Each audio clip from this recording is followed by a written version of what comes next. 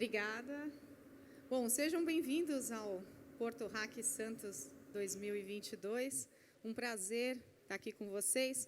Meu nome é Beatriz Rim, sou CIO na CISA Trading. Nós somos líderes de mercado por mais de 20 anos, uma das maiores tradings aí do Brasil. Também vim representar a nossa associação, a MCIO, mulheres diretoras de TI. A gente está presente também em 7 países. Hoje nós somos mais de 190 diretoras de tecnologia.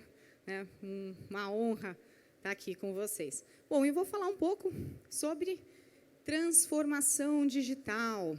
Eu também tenho mais de 25 anos de experiência em comércio exterior, em tecnologia focada em comércio exterior. Aqui tenho várias pessoas que a gente conhece já de vários projetos de longa data. Bom, falando aí em transformação digital, a gente vai falar um pouco sobre oportunidades, riscos dessa onda atual para a sociedade, para o governo e para as comunidades. Bom, mas afinal, o que é transformação digital?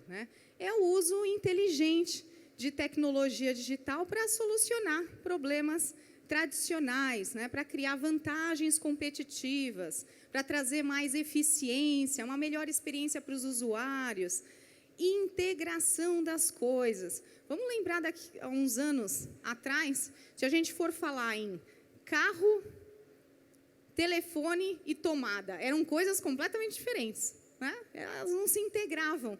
A gente tinha aquele telefone que não se integrava com nada, o carro também não, a tomada. Hoje em dia, a gente entra no nosso carro, conecta o celular, dali a gente é guiado pelo mapa, depois a gente dá uma voltinha no carro, a gente chega em casa e ainda coloca o carro na tomada, não é? Então, nessa transformação digital que a gente vem passando, que a gente vai falar aqui nesse encontro. Antes de entrar na transformação digital aí atual, vamos passar um pouco o histórico. Vamos mergulhar lá para a década de 90. Na década de 90, a gente teve a popularização da web. O mundo se transformou numa grande rede de computadores. As pessoas começaram a se conectar fortemente. E aí nasceram diversas redes sociais, o Mirk, o ICQ, o MSN, o Orkut. Quem já teve Orkut aqui? Quem já teve Orkut aqui? Levanta a mão. Olha aí, ó. Pois vamos mandar um convite do Porto Hack Santos pelo Orkut para vocês aí. Daqui a pouco vai chegar no e-mail de vocês. Pois é, pessoal. E aí você vê, foi uma onda lá na década de 90, E é algo que a gente está mergulhado e a gente convive aí até hoje, Ela veio para ficar. Bom, 2010, rede das coisas. A rede das coisas, essa interconexão digital que proporcionou visibilidade, rastreabilidade, a conexão com as coisas. Então, a gente saiu de um mundo que as coisas não se conectavam e hoje tudo se conecta. E isso nasceu lá atrás. E falando em risco e oportunidade, se a gente for parar para pensar, o Uber, O Uber, ele nasceu e justamente tivemos aí essa onda de rede das coisas. Antes, não faria menor sentido eu entrar na minha casa, ligar meu computador e chamar um carro. Só é possível isso, só faz sentido porque eu estou com um telefone no meu celular e ele está integrado. Tudo está integrado e ali eu consigo chamar. E ali também intensificou a questão da indústria 4.0. Então, quantas... Obrigada. Quantos dispositivos a gente tem ali integrado?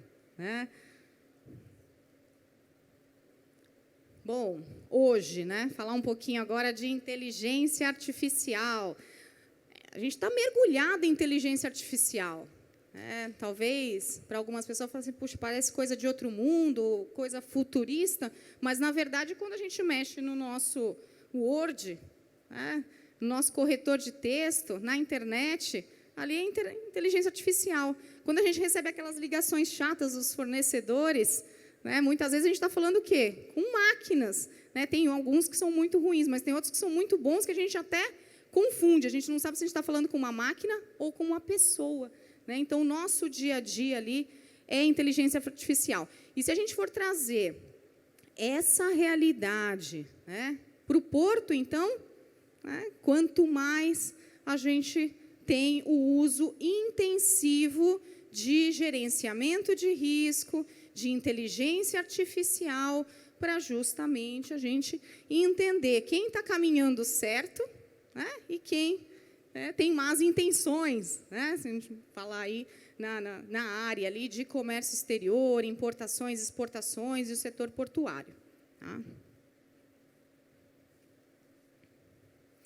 Bom, e o que está por vir, né? Qual que é a onda que está por vir aí de transformação digital?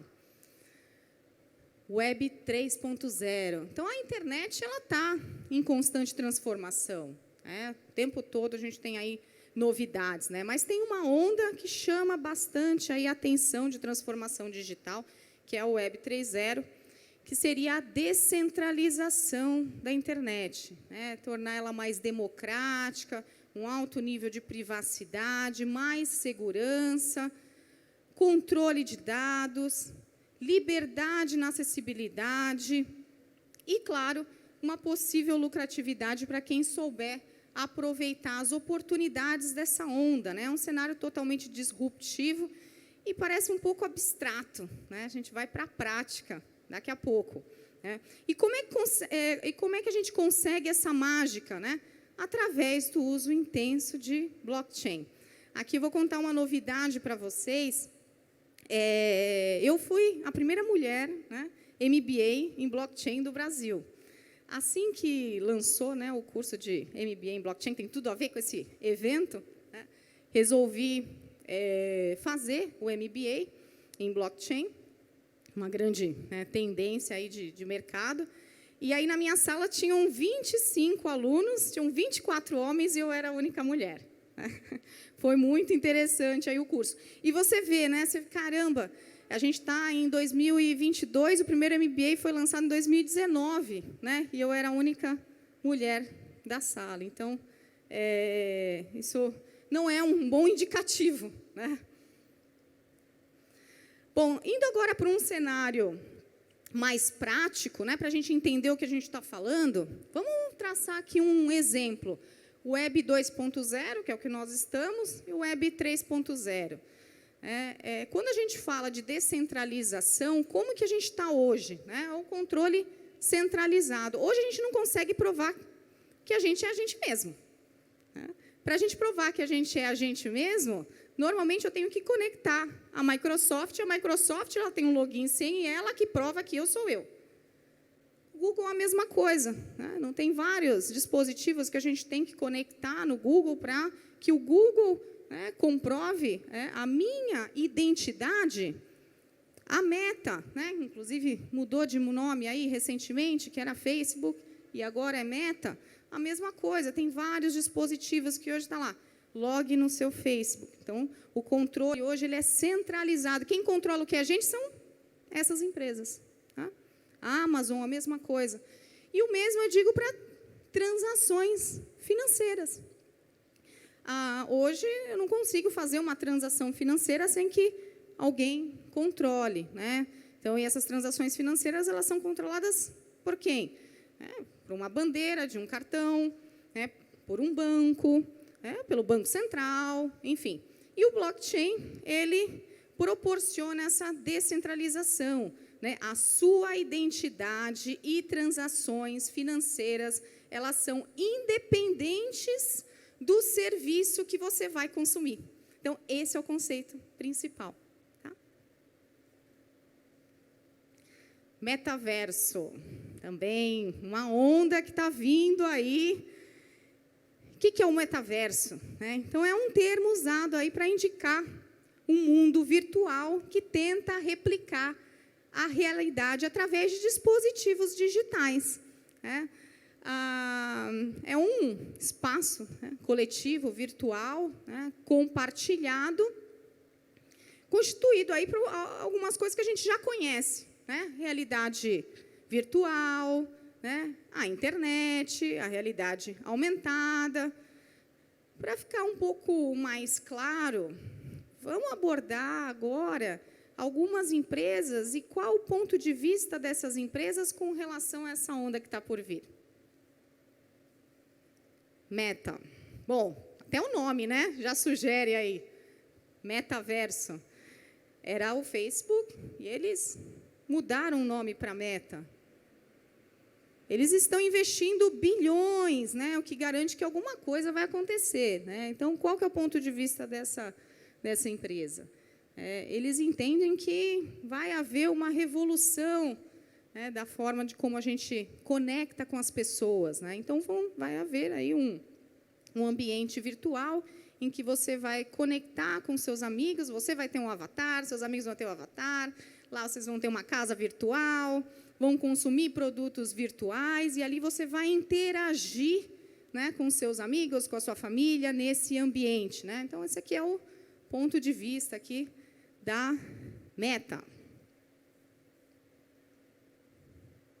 Vamos falar um pouco da visão da Microsoft com relação a essa onda de transformação digital, o metaverso. Bom, a Microsoft, como a gente sabe, é uma grande empresa, ela tem vários investimentos, tem vários pontos de vista, mas eu queria destacar um com relação ao ambiente de colaboração, né? Acredito que todo mundo aqui já teve contato ao pacote, os pacotes da Microsoft, pacote Office, enfim, todo mundo já interagiu com o Teams, né, que é a ferramenta de colaboração, e a Microsoft ela vai soltar aí uma versão no metaverso, que eu acho muito interessante, particularmente. Então, eu, por exemplo, diretora de TI, que trabalho com equipes de TI de alta performance, né, nosso faturamento ali, ele gira em torno de 8, 12, a gente está saindo aí de 12, indo para 20, né, bilhões. Então, você imagina, interagir com uma tela, né, com as nossas equipes, e muitas vezes uma equipe ela pode estar em outro país, realmente dificulta a comunicação. Então, imagina você estar colaborando com as suas equipes num ambiente virtual, né, com uma expressão facial ali muito próximo, você poder escrever na lousa com as suas equipes, né, muito mais, com certeza vai ser muito mais produtivo do que a gente tem hoje.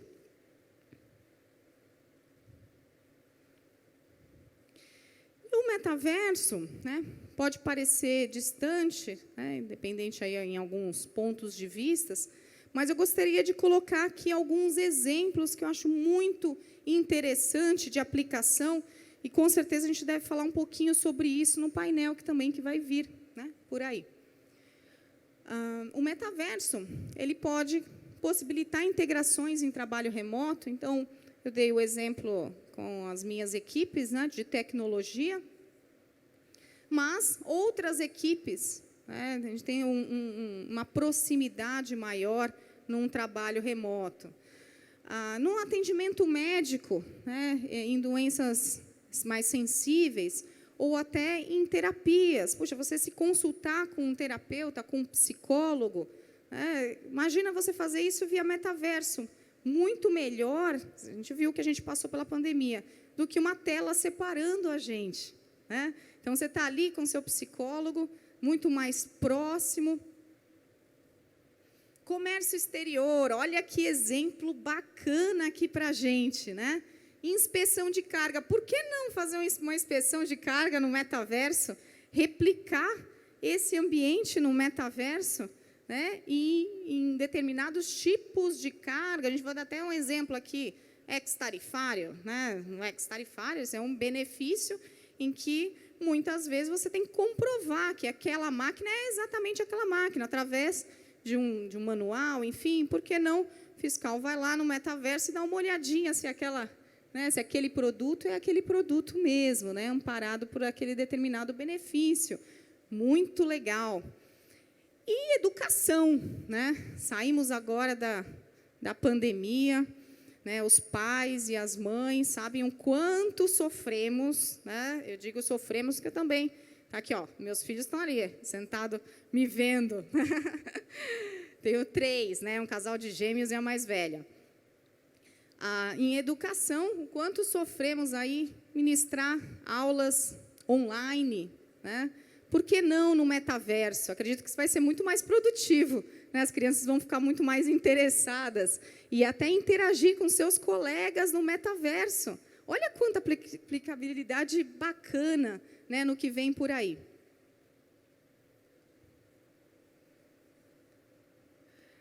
Essa aqui é interessante. Ó. E a onda atual do comércio exterior no Brasil? Né? Comércio exterior é a minha área, né? Como eu falei, sou especialista em tecnologia com foco em comércio exterior.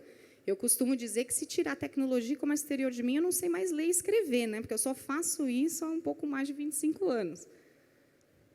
Qual é essa onda que está por vir aí no comércio exterior?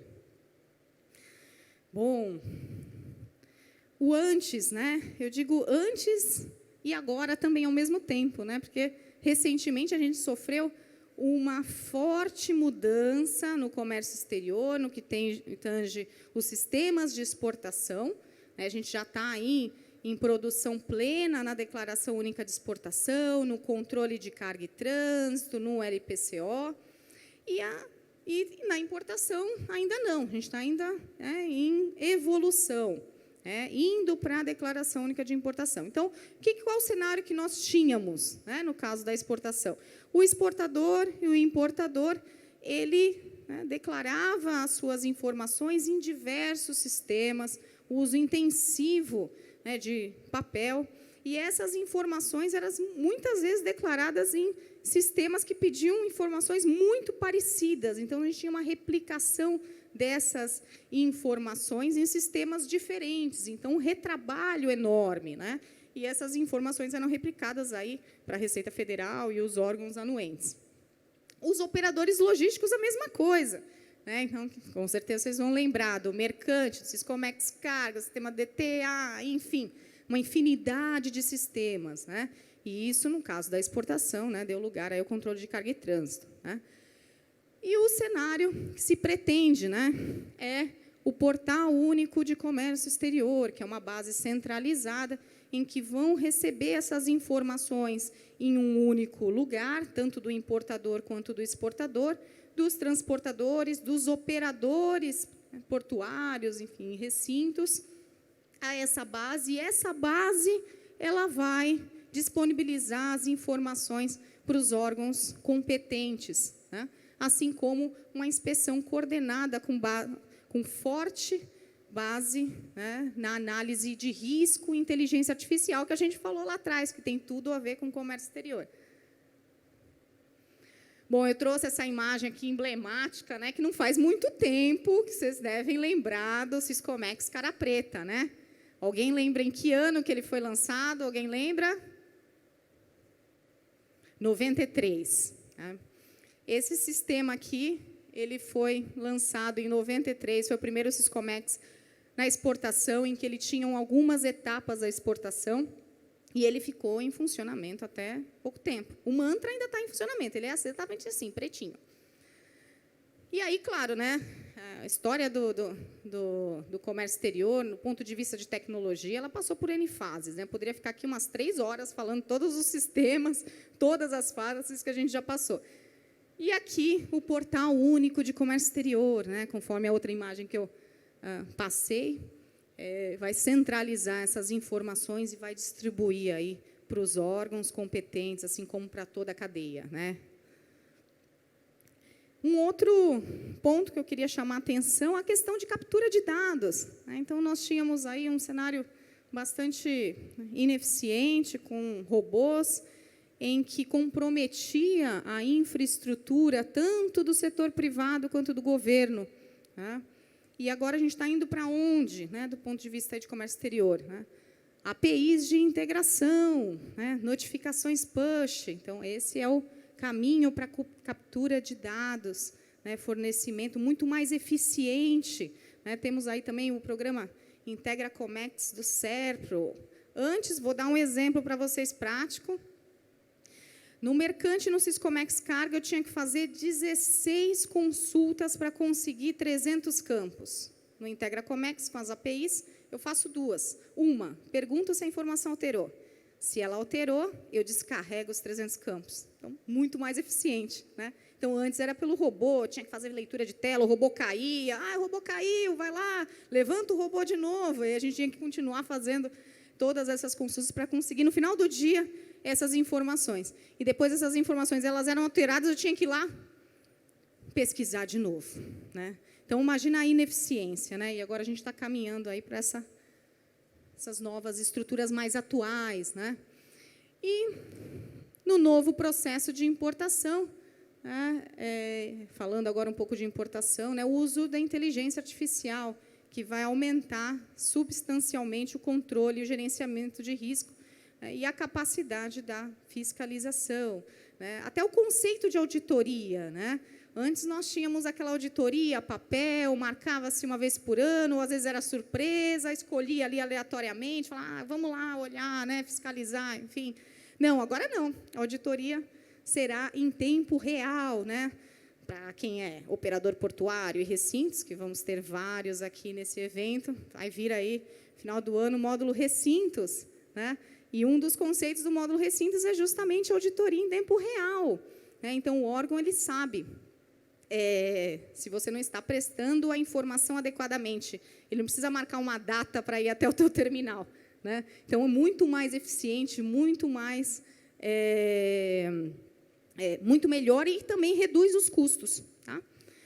Do ponto de vista dos importadores, o catálogo de produtos, né, da Receita Federal. Então, antes nós tínhamos a declaração de importação, que era um campo memo, que era uma sopa de letrinhas, e lá eu colocava toda a descrição da mercadoria, de uma forma desestruturada, e agora a gente está caminhando para onde?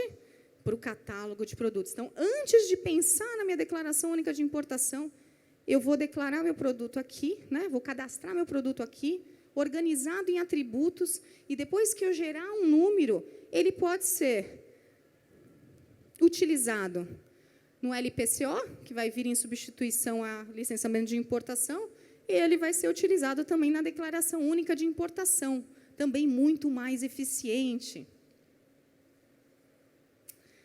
Bom, visão de futuro.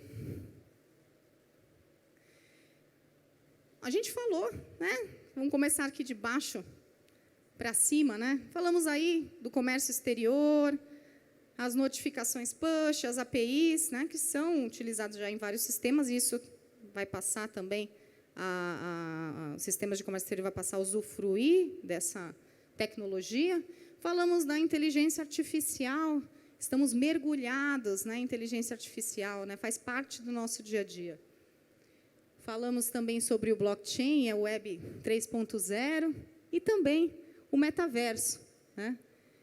E acho que a mensagem que fica aqui dessas tendências tecnológicas são as oportunidades que estão nascendo, né? Do ponto de vista econômico, do ponto de vista das empresas, do nosso dia a dia, dos empreendedores, né? Como também os riscos. Quais são os riscos? É a gente não estar por dentro de tudo isso, não acompanhar tudo isso que está acontecendo.